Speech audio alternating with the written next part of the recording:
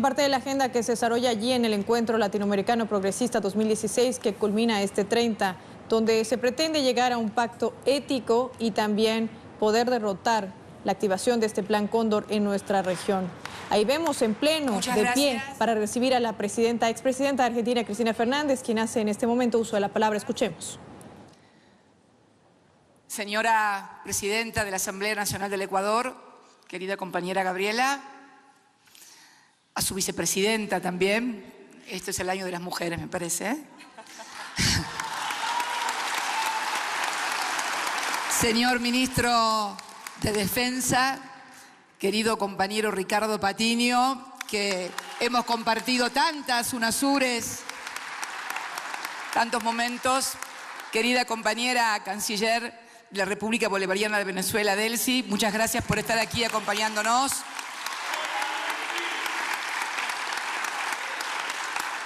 A los integrantes de los movimientos sociales, políticos, organizaciones sindicales, organizaciones juveniles, de mujeres, a todos los que hoy han querido acompañarnos en este momento. Primero, quiero decirles que siento un inmenso honor de tener colgado en mi cuello esto que es nada más ni nada menos que la máxima condecoración que otorga esta honorable Asamblea Nacional, donde reside el poder popular de nuestro querido país, Manuela Sáenz, pero que, debo decirlo, no lo tomo en términos individuales, más allá de la generosa descripción que de mi persona hizo Gabriela, y se lo agradezco mucho. No lo recibo en nombre propio, lo recibo en nombre de millones y millones de compatriotas, no solamente de mi país, sino de la patria grande,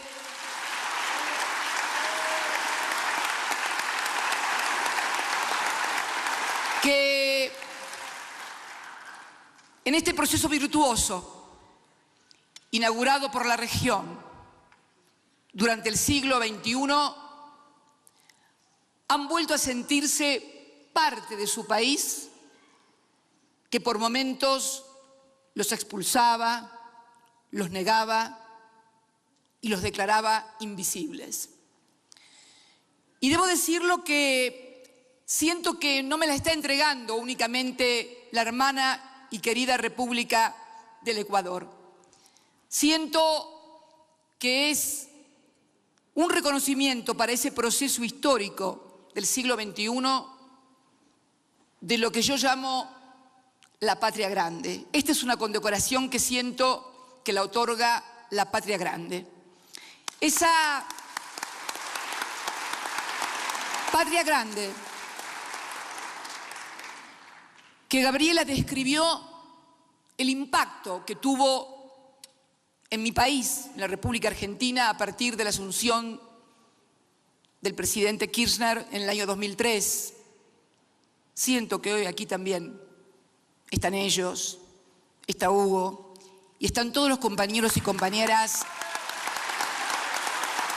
que han protagonizado momentos históricos en la región. Digo, Gabriela describió lo que fueron estos 12 años y medio del siglo XXI, que comenzaron en el año 2003 y concluyeron en el año 2015. La verdad que yo pensaba hacer hincapié en algunas cosas, pero la descripción que hizo ella, salvo algunas correcciones que no puedo evitar, como sabés que tengo fama de maestra ciruela en mi patria y que siempre a todos. Llegamos, Gabriela, no a un 6,6% de desocupación, sino a un 5,9% en el último trimestre. Y no fue en el tercer trimestre. Y no fue solamente el 94% de la cobertura universal que logramos a partir de que logramos rescatar la administración de los recursos de los trabajadores, sino que llegamos a la cobertura universal más alta de toda América Latina, del 97%, prácticamente cobertura universal. Y las universidades, que no fueron 13, sino que fueron 19, y que incorporaron, como vos señalaste, a miles de jóvenes, primera generación de universitarios de su país. Podríamos seguir, pero no es esto lo que hoy quiero hacer aquí frente a esta Asamblea Nacional. Planteaste, porque este proceso que se dio en Argentina, que se dio aquí en Ecuador a partir de la asunción de Rafael Correa, que se dio en el Estado plurinacional de Bolivia a partir de la asunción del compañero Evo Morales, en la República Bolivariana de Venezuela a partir de la asunción de Hugo Chávez, el comandante Chávez, que fue el primero en 1999, casi para inaugurar el siglo XXI, y que tiene características en todas partes sustancialmente diferentes con las regionalidades, con las relaciones de fuerzas, con la conformación social de cada país, y que tiene características especiales también. Y eso es lo que lo ha tornado posible, porque la heterogeneidad es lo que caracteriza a los procesos democráticos. No que todos piensen y digan lo mismo, sino que a partir de objetivos comunes, como es la inclusión, la justicia social, la equidad, la igualdad, la lucha por la igualdad, que en definitiva todas se condensan, como digo yo. ¿Qué tal, Piedad Córdoba? ¿Cómo estás? Bienvenida. Se condensan en la lucha por la libertad. Pero señalaba Gabriela momentos históricos. Yo realmente no sabía que Pinochet había sido condecorado por la República de Ecuador. Me acabo de enterar aquí, sentada. Me gustaría buscar las crónicas mediáticas de aquella época, porque deben haber estado los mismos periódicos, los mismos canales, las mismas radios. Hagamos un concurso a partir de hoy. Les propongo un concurso. Yo me voy a ir el sábado o el domingo, pero tú lo puedes organizar, Gabriela. Hagamos un concurso para que todos investiguen e intervengan y le cuenten a todos los ecuatorianos y a todos los hermanos de la Patria Grande qué dijeron esos medios de comunicación, esas dirigencias políticas, cuando Ecuador condecoró a un genocida como Augusto Pinochet.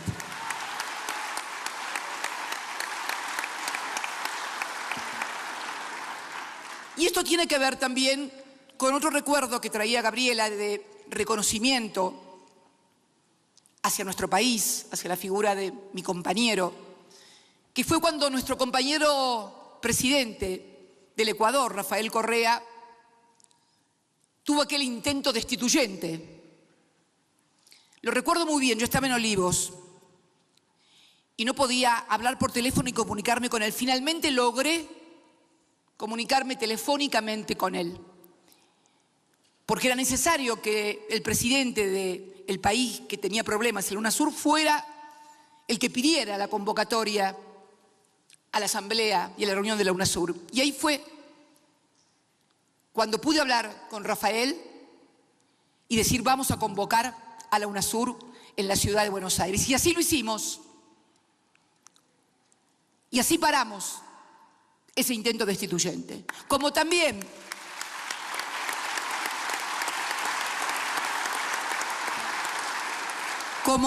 lo hicimos con respecto al compañero Evo Morales. Estaba Hugo, que me llamaba por teléfono, Hugo Chávez, y me decía: Cristina, lo quieren sacar a Evo. Esto quiero contarlo porque quiero que quede registrado en las crónicas históricas. Lo quieren sacar a Evo. Pero Hugo, le digo, yo lo llamo, me da su secretario y no me atienden el teléfono, me dejan esperando 15 minutos y yo no puedo. En ese momento presidía la UNASUR Michelle Bachelet por Chile. Bueno, finalmente no podía comunicarme, estuve 2 o 3 días intentando comunicarme. Hugo me seguía machacando la cabeza, me llamaba, ya me había ido yo el fin de semana a Calafate y me seguía martillando la cabeza. Lo quieren destituir, lo quieren destituir. Pero si no me atiende el teléfono es que no se lo pasan. ¿Cómo no se lo van a pasar, Hugo? Le digo. Y entonces, dile a tu embajador, me dice, dile a tu embajador que vaya él hasta el Quemado, hasta el Palacio del Quemado. Y ahí tomé el teléfono y lo llamé a mi embajador, a nuestro embajador de la República Argentina, y le digo, haceme el favor, andate hasta el Quemado, pero vos, con tu teléfono, y hasta que no des con Evo Morales y que te pongan con él, no parás. Bueno, teníamos muy buen embajador también, y llegó al Quemado y por ahí me llama una voz de otro lado del teléfono jadeante, diciendo, acá estoy. A 1 hora había pasado aproximadamente de las instrucciones. Ahí pude comunicarme con Evo, que me pasó el teléfono, y le digo, compañero, hace 3 días que quería hablar con usted y no podía. Sus secretarios me pasaban el teléfono y me dejaban en el teléfono. Silencio del otro lado. Y le digo, Evo, convocamos a una... Convoque, compañera. Y ahí, junto a Michelle Bachelet, se convocó aquella histórica reunión en la Casa de la Moneda, donde además se obtuvo la declaración de la moneda, donde la totalidad de los presidentes de la UNASUR intervinieron en lo que era un incipiente golpe contra Evo Morales.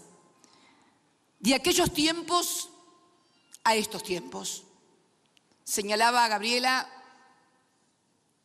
el avance de lo que ella denomina los restauradores del orden neoconservador. Es algo innegable en la región. Y tal vez la muestra más evidente de esta modificación en la relación de fuerzas haya sido que no hayamos podido detener el golpe institucional que sufrió nuestra compañera Dilma Rousseff en la República Federativa del Brasil. Debemos admitirlo como cuadros políticos. Tal vez en otro momento esto no hubiera sucedido porque la relación de fuerzas existente en el continente hubiera impedido que esto llegara a término. Hubo otros intentos, como bien señalaba Gabriela, durante mis 2 periodos como presidenta.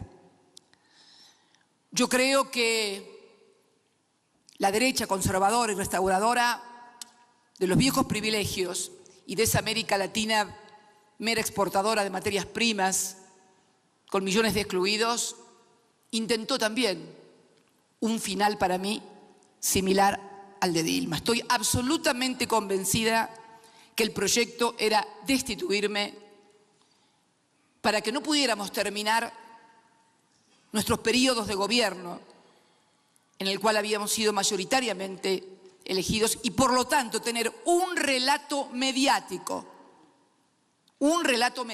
la construcción de una imagen mediática, porque creo que como cuadros tenemos que ver cómo se está trabajando ahora. Lo estábamos charlando con Gabriela en su despacho antes de ingresar ahí. ¿Cómo se está trabajando en la restauración de ni siquiera lo que fue los 90? Creo que hay es pre a los 90. Yo digo que en mi país es pre-peronista, porque quieren un modelo que no sea industrializador, en donde la gente trabajadora, las clases medias, tengan una sensación de culpa por lo que lograron en estos años. Y los que no tengan esa sensación de culpa y por lo tanto se resignen, tengan la convicción de que lo que lograron en estos años de construcción no se debe a procesos económicos y políticos como los que tuvieron lugar en la región, sino que se debe a su impronta personal, a su esfuerzo personal. Entonces, si no logran hacerlos sentir culpables porque los educaron durante mucho tiempo, que el pobre tiene que morir pobre, que el hijo del obrero no tiene por qué ir a la universidad, entonces le crean la imagen y la fantasía de que todo lo que lograron, los avances, el trabajo, las paritarias libres durante 12 años y medio en la que en mi país los dirigentes sindicales y los trabajadores pactaban libremente salarios siempre por encima de la inflación, todo eso se pierda. Y entonces el esfuerzo de cada uno sea eso, un esfuerzo individual, que no dependa, es más, comienzan a crear un sentido común desde los medios hegemónicos de comunicación, que si nuestros gobiernos, que obviamente tienen una percepción diferente a cómo el Estado debe intervenir en la sociedad y en la economía, que al contrario, que si no logran más progresos de los que ya han logrado, es porque tenemos un Estado que es demasiado interventor en la economía, que no deja liberar a las fuerzas de la economía, las fuerzas productivas para que todo crezca. O sea, la creación del sentido común, la disputa del sentido común en una articulación entre los medios hegemónicos de comunicación y, como decía Gabriela, sectores judiciales que persiguen y judicializan a los líderes de la región. Lo vimos claramente y lo estamos viendo con lo que está pasando también en el Brasil. ¿Qué es entonces? Y también lo charlábamos con Gabriela y yo intercambiábamos experiencias y me decía cómo, y quiero referirme a un episodio de aquí de vuestro país, que el Fondo Monetario Internacional había venido y había dicho que había menos 4% de inflación. Esto en la Argentina les va a parecer gracioso. Menos 4% de inflación. Vino y dijeron que había menos 4% de inflación. Esto valió para que la oposición en Ecuador quiera instalar que hay una crisis económica, que es el peor año de los últimos 30 y no sé qué otras cosas más. Quieren crear la situación de crisis. Esto en nuestro país no lo pudieron hacer. Quieren instalar la construcción de crisis. Luego tuvieron que corregir y decir que era menos 2. Pero fíjense, de crecimiento económico, caída de la actividad, que había crisis. Entonces van construyendo la sensación de que hay una crisis, pese a que cuando muchas veces se interroga a la gente en términos individuales, ¿a usted cómo le va? A mí me va bien, te contestan. ¿Y el país qué le parece a usted? ¿Cómo va? No, el país no va bien. Logran disociar a nuestros compatriotas de su suerte personal, de cómo le va el país. Pero yo le pregunto a los ecuatorianos, a los brasileros, a los argentinos, a los chilenos, a los bolivianos y a cualquiera, ¿cuándo le va bien a la gente, a la mayoría, a las grandes mayorías nacionales y populares, cuando el país cae la economía o hay endeudamiento o le va mal al país? Si le va mal al país, le tiene que ir mal a la gente. Si te está yendo bien a vos, es porque al país también le está yendo bien, más allá de las dificultades que puede haber en todo proceso político-económico, más aún ahora, en momentos de la caída del precio de los commodities, donde hay un claro intento de los países desarrollados a volver a modificar los términos de intercambio económico que permitieron un crecimiento exponencial. Por eso nosotros hacíamos tanto hincapié en nuestro país en la industrialización, porque sabíamos que el tiempo del precio de los commodities era un plazo fijo, tenía certificado de defunción anunciado, son ciclos que no pueden durar mucho, por lo tanto durante esos ciclos hay que acumular, industrializar el país, agregar valor, generar mercado interno que consuma cuando tenemos crisis comercial externa, porque cae la demanda a nivel global y entonces cae la demanda y el precio de nuestros commodities. Necesitamos entonces un aparato productivo, industrializado, muy fuerte. Esto fue lo que hicimos y esto es lo que estábamos haciendo en la República Argentina hasta el 9 de diciembre del año 2015, fortaleciendo ese mercado interno. No había despidos, teníamos un régimen prácticamente de plena ocupación, paritarias libres, una política de subsidios en los servicios públicos que era estigmatizada. Y muchas veces los propios beneficiarios criticaban la política de subsidios. No quiero ni contarles la que se armó cuando se decidió el tarifazo. Ahí se dieron cuenta que la política de subsidios era una política destinada a agregar valor indirecto a sus salarios, a estimular la demanda y a sostener la actividad industrial de las pequeñas y medianas empresas que si no, no pueden sobrevivir. Todos los grandes países también subsidian. Es curioso escuchar a nuestros industriales por allí quejarse contra China por los precios que tiene China. ¿Y qué se creen? ¿Que China no tiene una política de subsidios y de ayuda a todos sus empresarios y a todas sus empresas? Es lo mismo en todas partes. No hay nada nuevo escrito después de Adam Smith y Marx. Todo se dijo. Lo que hay sí son procesos virtuosos como los que hemos encarado nosotros, sin atenernos a reglas escritas, sin el dogma, con las contradicciones que tienen nuestras sociedades, pero también debemos saber que estas contradicciones, cuando no las resolvemos adecuadamente, terminan resolviéndose a favor de los que quieren volver a un país para pocos. Y esto también lo tienen que saber los empresarios. Ayer me fue a recibir el vicecanciller cuando llegué. Un gran cuadro político que te añora y quiere volver contigo, pero está bien con el ministro, igual con la canciller, no hay problemas, pero te añora, te ama, Ricardo.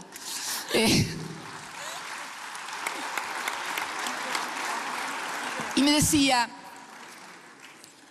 decía, la infraestructura, uno podía ver las carreteras, algo similar ocurrió en la Argentina, infraestructura económica, infraestructura social, educativa, infraestructura científica y tecnológica. Del año 1990, 12 años, al 2002 se invirtió en infraestructura en mi país 18.000 millones de dólares. Era mala palabra, porque la inversión en obra pública era tomada como gasto por el Fondo Monetario Internacional. En los 12 años, del 2003 al 2015, 107.000 millones de dólares en materia de inversión para infraestructura. De todo tipo, económica, social, educativa, sanitaria, tecnológica. Tenemos 2 satélites orbitando en el espacio que cubren el territorio, hechos, diseñados y ejecutados estos 2 satélites, ARSAT-1 y ARSAT-2, por científicos argentinos en nuestro país. Entonces, me decía ayer charlando el vicecanciller, yo le decía cuando él me hablaba de la obra de la infraestructura y yo le decía, en nuestro país, en el año 2003, cuando Néstor asumió como presidente, había 12.000 empresas constructoras.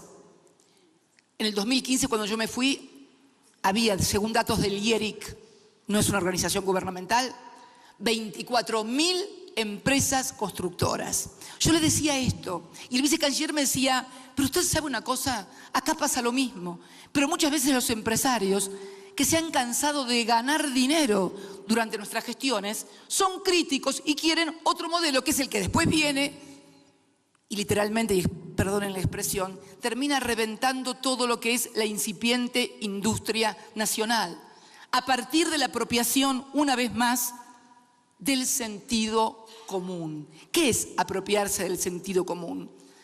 Hacerle esto que yo les comentaba recién, que una persona cuando es interrogada acerca de su situación personal y lo que espera para el futuro, bien, a mí me va bien y me va a ir mejor porque... Y al país no, al país le va mal. Cuando en realidad todos los indicadores y todo lo que sucede alrededor, a su alrededor, es producto de lo que ella puede apropiarse, con esfuerzo, con capacidades propias, sin lugar a dudas. Ahí está la diferencia también en una sociedad, en cómo cada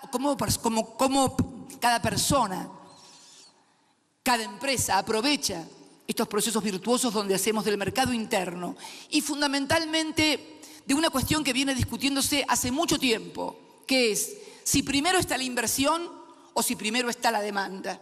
Los que creemos y creemos en el mercado interno sabemos que primero está la demanda. Nadie invierte en un país que no consume, más en un mundo como el de hoy, donde hay excedentes económicos producidos por todas las empresas en todos los países del mundo. ¿Quién va a venir a invertir a un lugar donde se cayó el mercado interno? Las inversiones extranjeras que nosotros logramos venían producto de las sugerencias que le hacíamos a muchos de que si querían participar en el mercado interno, deberían también instalarse y producir en la Argentina, porque de esa manera generaban los más de 6 millones de puestos de trabajo que Gabriela mencionaba y que tenía directa vinculación también con la desocupación y que tiene directa vinculación con el nivel salarial.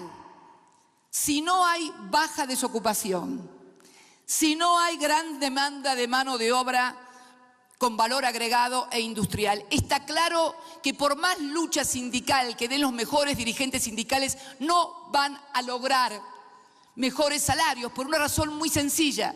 Se produce la precarización laboral de hecho, producto de alto nivel de desempleo, de falta de trabajo y del temor de la gente a quedar sin trabajo, que termina aceptando inclusive ganar menos. Sí, esto está pasando. Hay gente que ha aceptado que le reduzcan el sueldo para no perder el trabajo. Impensable durante nuestra gestión. Impensable. Impensable porque teníamos un 5,9% de desocupación. Impensable porque había demanda de mano de obra. E impensable porque había un Estado y un gobierno que jamás hubieran permitido una cosa como esa.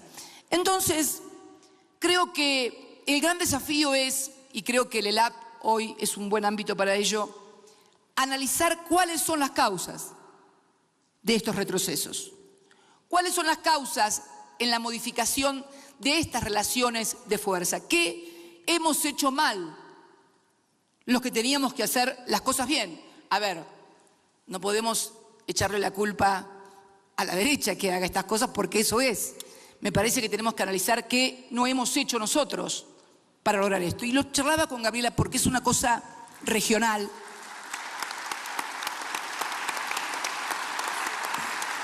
Y yo creo que tiene, vuelvo a reiterar, lo que pasó en Brasil con Dilma 4 años atrás no hubiera sucedido. No hubiera sucedido. La relación de fuerzas lo hubiera impedido. Se modificó la relación de fuerzas en la región. Claramente. Claramente.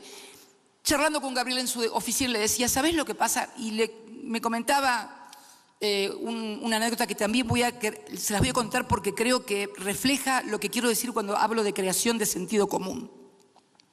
Me acuerdo cuando Rafael, lo charlábamos, lanzó la creación del impuesto a la herencia y la plusvalía, que recibió un ataque feroz de los medios que además crearon sentido común y yo le dije, sin saber lo que había pasado, le digo, seguro que crearon sentido común negativo y adverso en los sectores más humildes de la población, diciendo que ese impuesto a la herencia le iba a quitar la casa, la única casa que tenía tal vez una persona para dejarle a sus hijos.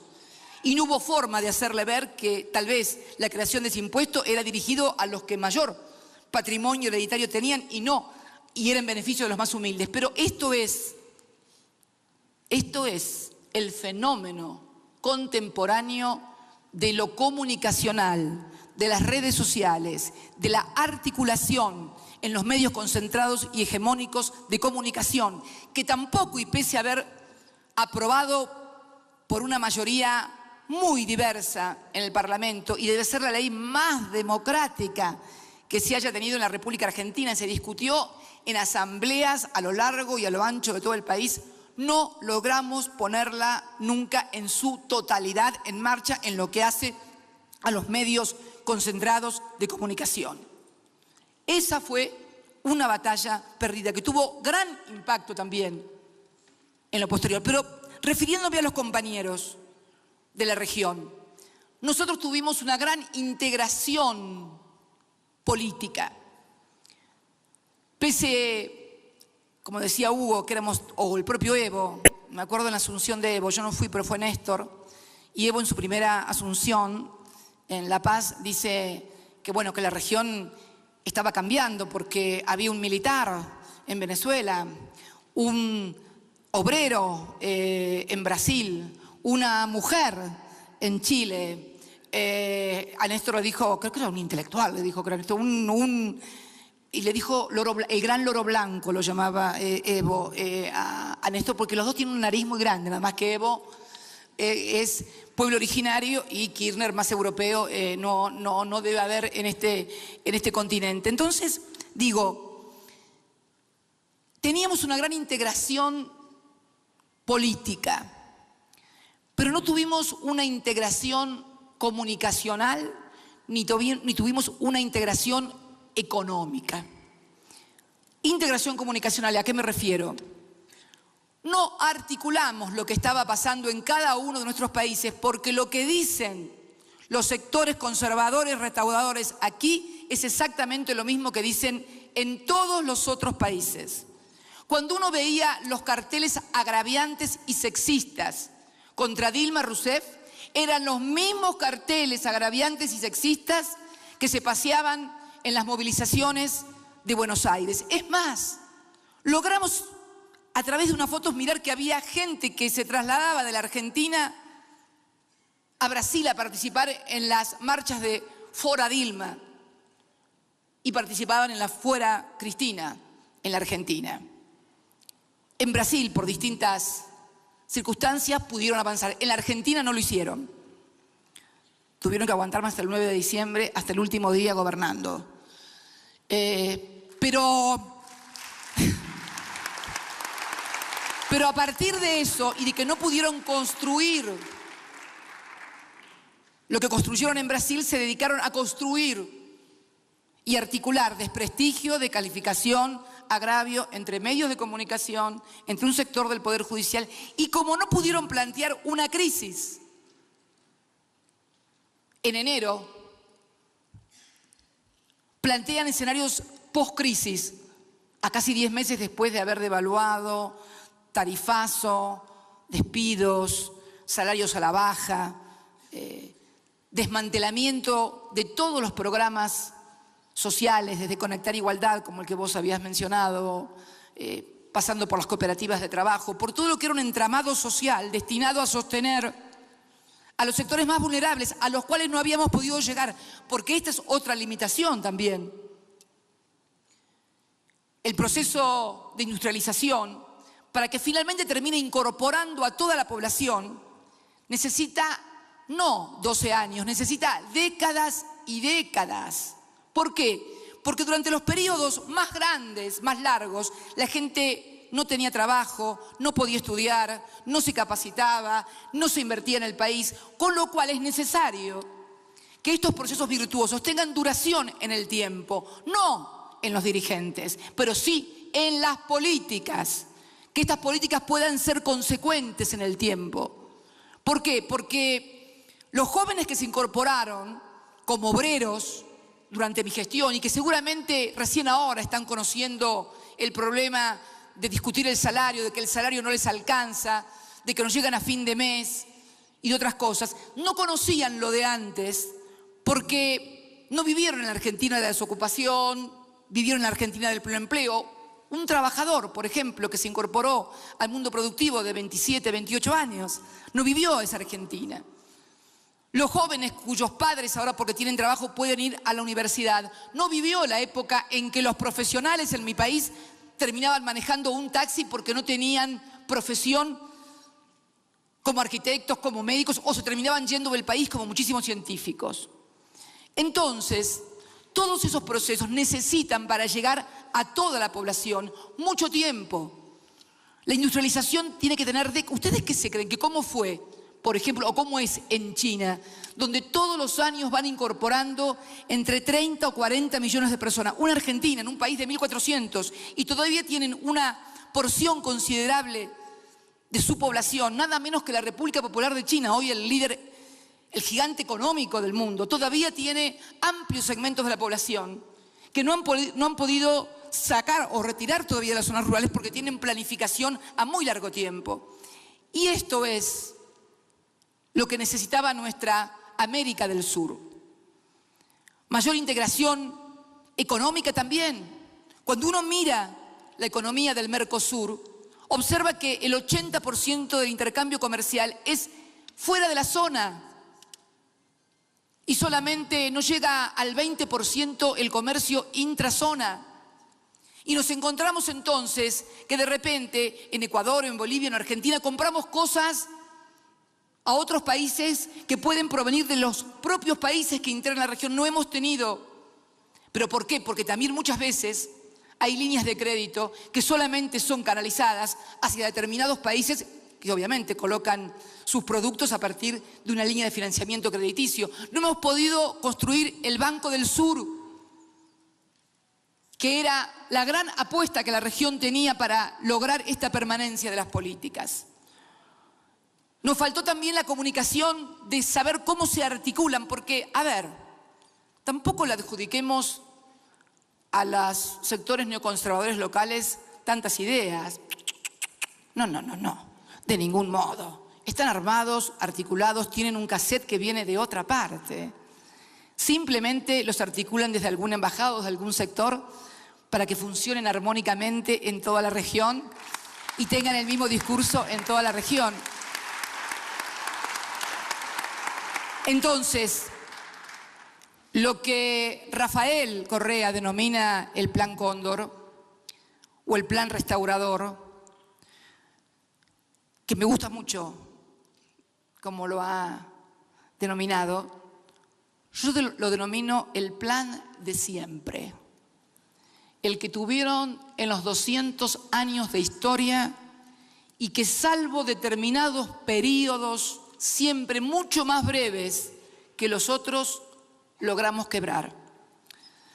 Durante este siglo fue, creo, la experiencia latinoamericana, concretamente en América del Sur, porque quiero situarme en nosotros, en América del Sur, fue la experiencia política, regional, de gobiernos progresistas, incluyentes, absolutamente, incorporando a millones de sus conciudadanos y conciudadanas al consumo, a los bienes de la educación, de la salud, a poder tener una casa o un auto.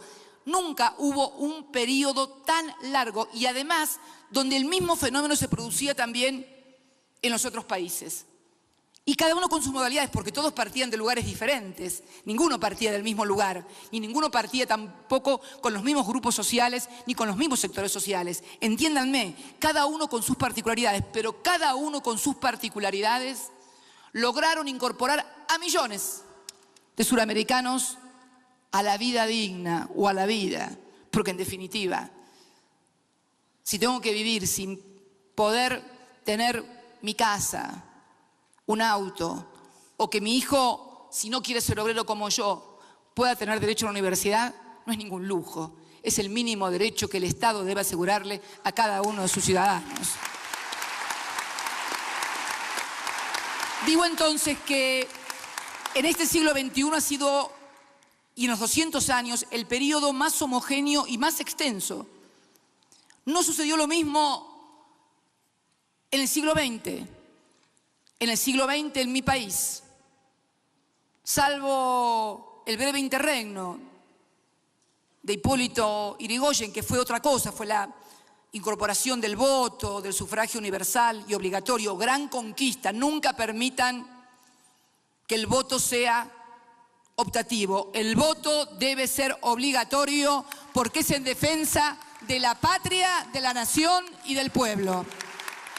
Esa gran conquista de los revolucionarios radicales, de arrancarle a lo que ellos denominaban y llamaban el régimen, el voto, el sufragio universal y obligatorio y secreto también. Fue un breve interregno, muy breve, brevísimo.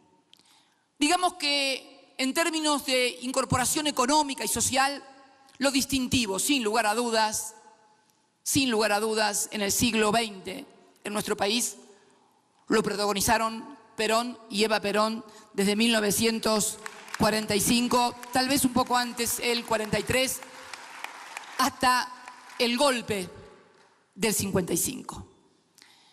Vemos entonces que han sido muy breves los periodos en los cuales ha habido un auge y además en ese momento tampoco había otros países, no pasaba lo mismo en otros países. Tal vez fue el Brasil de João Goulart, el Chile de Ibáñez, pero no había esa integración que logramos nosotros, pero que nos faltó.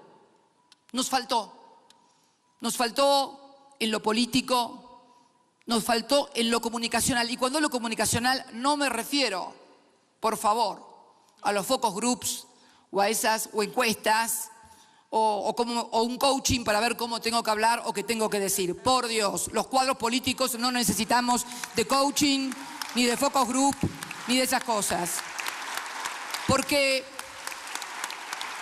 un coaching, un focus group, o un encuestador, o un sociólogo avesado, te puede ayudar en una elección, pero después tenés que gobernar y ahí no hay coaching, ni focus group, ni sociólogo. Ahí tenés que saber qué es lo que vas a hacer con el país y con los millones que viven adentro.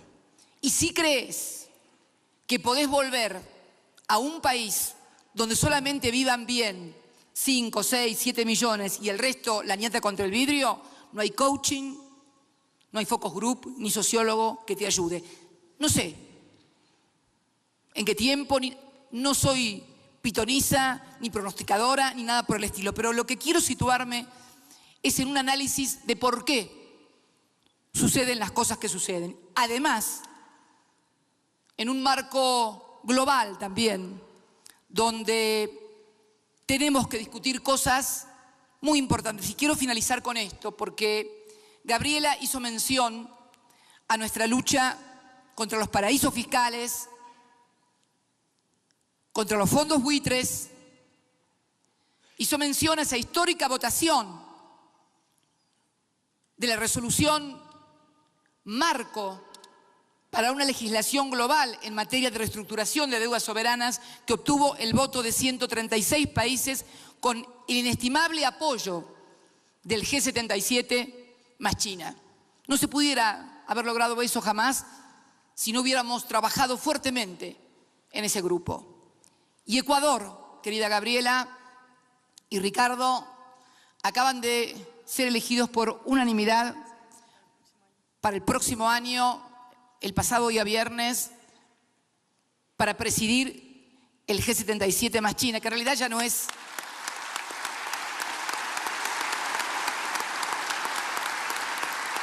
Quiero entonces, frente a esta Asamblea Nacional del Ecuador, pasarle la posta a Ecuador en la defensa de la reestructuración de deudas soberanas y en la lucha contra los fondos buitres y los paraísos fiscales.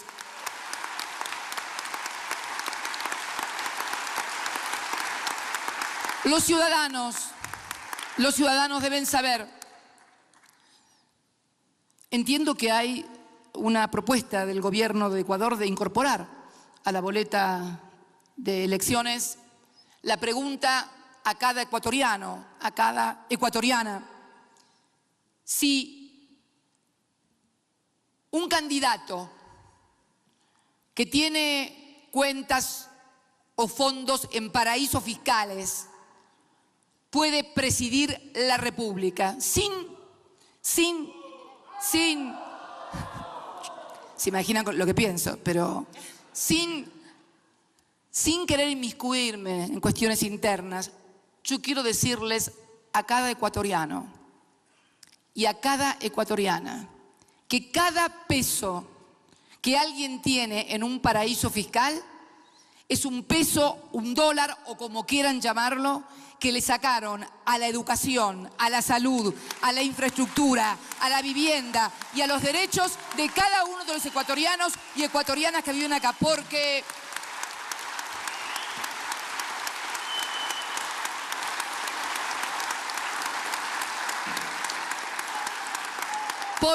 y esto no lo digo yo, lo dicen importantes académicos, especialistas en materia de sociedades y de derecho comercial de mi país. Los paraísos fiscales han sido creados para delinquir. El que tiene fondos en un paraíso fiscal es porque no paga impuestos de mínima. Como mínima, no hay posibilidades de legalidad y legitimidad en paraísos fiscales. Creo entonces que esta importante resolución que obtuvimos en el marco de Naciones Unidas, y Gabriela, no creo que pese a decisiones que se tomaron luego en mi país, esto esté perdido, al contrario, porque el tema del endeudamiento y las nuevas crisis recurrentes globales que van a venir producto del endeudamiento de los países no se terminaron hoy. Van a seguir y se van a profundizar, porque es la forma en que los países desarrollados tienen de transferir sus propias crisis endogámicas hacia la periferia del mundo. Esto tienen que entenderlo. Por eso el G20 se constituyó allá por el año 2008. Me tocó participar en la primera reunión, cuando todavía Bush era presidente de los Estados Unidos, ya había sido electo Barack Obama, pero él participó en la primera reunión del G20. Y yo creo que se formó a partir de la crisis de Lehman Brothers, pero que luego se extendió como una mancha de aceite a todo el planeta y que aún persiste. El Fondo Monetario dice un año va a haber tanto crecimiento de la economía mundial o del comercio y a los 2 o 3 meses lo vuelve a ajustar siempre a la baja. Entonces, me acuerdo que en aquellas reuniones del G20 se introdujo la cuestión de los paraísos fiscales. La introdujo el entonces presidente de Francia, Sarkozy, y también yo, que lo planteamos en el mismo G20. Y a partir de ahí siempre fue una constante intentar lograr que hubiera una legislación global en la materia que impidiera el tema de los paraísos fiscales. Pero claro, cuando vemos quiénes son los que tienen los mayores paraísos fiscales, sabemos por qué hay paraísos fiscales y seguirá habiendo en el globo. Creo entonces que el rol del Ecuador, presidiendo el G77 más China, va a ser vital en lo que hace a reestructuración de deuda soberana y en lo que hace a paraísos fiscales.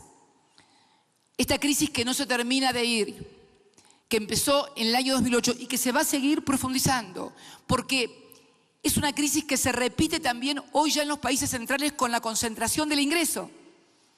En Estados Unidos, el 1% de la sociedad agrupa prácticamente el 45% del PBI o el 50% del PBI norteamericano. El sueño de la clase media, el American Dreams, que era la clase media que crecía y progresaba, también se está haciendo añicos junto con otros sueños también de superación de los conflictos raciales en el país más poderoso de la tierra. Estamos en tiempos de inflexión, de cambio y de crisis. Hay que darle una adecuada lectura.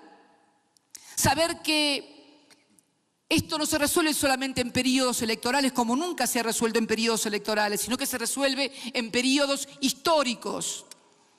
Y entonces se convierte en una obligación para cada uno de nosotros, para cada uno de los que pensamos que la igualdad es algo por lo cual vale la pena luchar, para los que pensamos que la soberanía de un país no es una cuestión de patrioterismo, sino que hace a la dignidad de cada uno de los hombres y mujeres que habitamos en nuestras naciones, que queremos que sean soberanas. Por eso también nuestro reclamo de Malvinas, que no es un reclamo argentino, se ha convertido, a Dios gracias, en un reclamo y en una necesidad y una demanda regional y global, porque hay que decirle no al colonialismo, cualquiera sea su signo. Aún un colonialismo militar y territorial, casi de modé en los tiempos que corren, pero de gran importancia estratégica porque militariza nuestro Atlántico Sur. Darle también las gracias a la Asamblea Nacional del Ecuador y al pueblo del Ecuador por la solidaridad permanente en esta causa que, reitero, es también causa de los ecuatorianos. Entonces, querida Gabriela, quiero agradecerte este gesto de esta maravillosa condecoración, pero quiero que cada hermano que vive más alejado, hubo otras mujeres militantes, como recordaba Gabriela cuando era joven, yo me recordó que soy un poco más grande que ella además, lo cual está muy bien, que luchábamos por la igualdad, por la libertad, por un país libre, justo y soberano. Recordarles que cuando nosotros no estemos,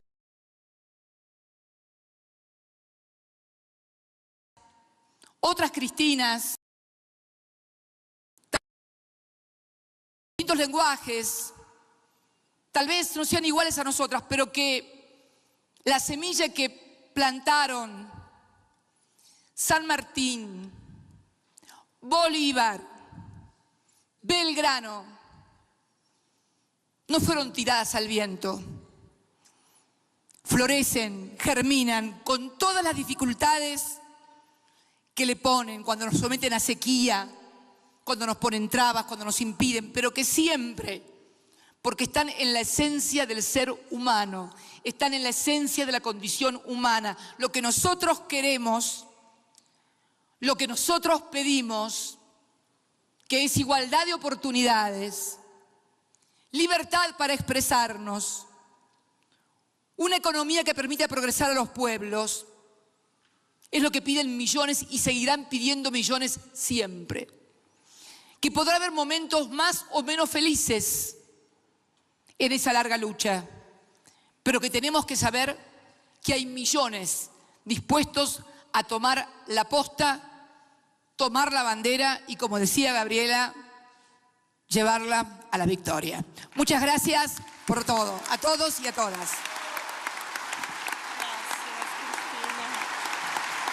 Cristina Fernández, tras haber recibido esa condecoración en el grado de Manuela Sáenz por la Asamblea Nacional del Ecuador, por su dignidad y lucha constante en beneficio no solamente del pueblo argentino, sino que ha permitido a través de esas normativas, esas leyes aprobadas en el marco de esta década ganada en la Argentina, ser referentes para aquellas leyes que forman parte también del estatutario en otras regiones de nuestra patria grande. Cristina Fernández se ha referido a muchos temas en concreto. Habló de economía, habló de la situación actual, social de los países de la región. Ha dicho que es importante la efectivización de la creación de este Banco del Sur, que considera ella que es la única manera de poder frenar esta activación del Plan Cóndor, un plan que ha sido activado desde la década 70 y que continúa con esa arremetida contra los gobiernos progresistas. Cristina Fernández ha destacado también en la oportunidad el papel que ha jugado la Unión de Naciones Suramericanas, la UNASUR, para poder frenar esos golpes y esos intentos de desestabilización en los países de la región, como lo hizo con Ecuador, con Bolivia. Sin embargo, lamentó también que no haya sido posible frenar ese golpe parlamentario contra la presidenta de Brasil, Dilma Rousseff. Vemos imágenes entonces del momento en que la expresidenta argentina, Cristina Fernández, se acerca hacia los asambleístas ecuatorianos y también a aquellos representantes de movimientos políticos y organizaciones sociales que asisten en el marco del Encuentro Latinoamericano Progresista en su tercera versión, que se lleva adelante en Quito, en Guayaquil y en Montecristi hasta este 30 de septiembre, con la finalidad de lograr justamente un acuerdo político, un eje político y poder entablar los mecanismos necesarios para la desactivación de ese Plan Cóndor en América Latina.